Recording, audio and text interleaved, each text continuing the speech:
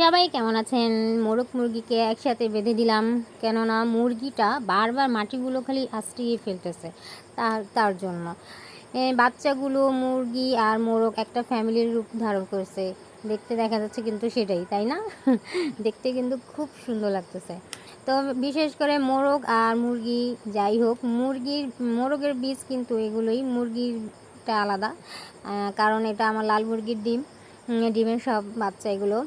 ওরা যদি একসাথে থাকতো তাহলে কম্বিনেশনটা আরও খুব সুন্দর লাগতো। নিশ্চয়ই আমি এরকম কম্বিনেশন করে একটা ভিডিও নিয়ে আসবো, যদি মুরগিগুলো আবার বড় হয় তখন আমি একটা ভিডিও নিয়ে আসবো।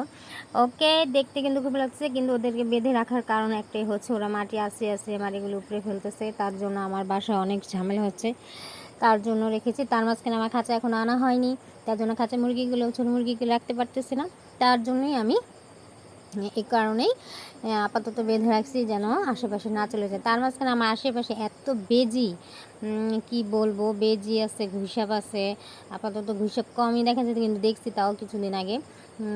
তো এখন এই কারণে আরও বেঁধে রাখছি যেন মুরগির সাথে সাথে বাচ্চাগুলো থাকে, বাচ্চাগুলো হারিয়ে না যায়, সেটার জন্যে। আর মোরগকে বেঁধে রাখা আর কারণ হচ্ছে আমার আর এইটা হচ্ছে, এই মুরগির নাম পিঙ্কি বাদে আমার আরও 3টা মুরগি আছে। সেই মুরগিগুলো হচ্ছে গিয়ে ওমে বসানো, ডিম দিয়ে বসানো। তো সেই কারণে মোরগটা অন্য পাশের বাসায় চলে যায়। তো এখন তো আরেক ঝামেলা, তো পাশের বাসায় যাওয়ার ফলে আমার মোরগটা যদি শিয়াল নিয়ে চলে যায়, তার জন্য ওকে বেঁধে রেখেছি। সেটাই হচ্ছে মেন কারণ।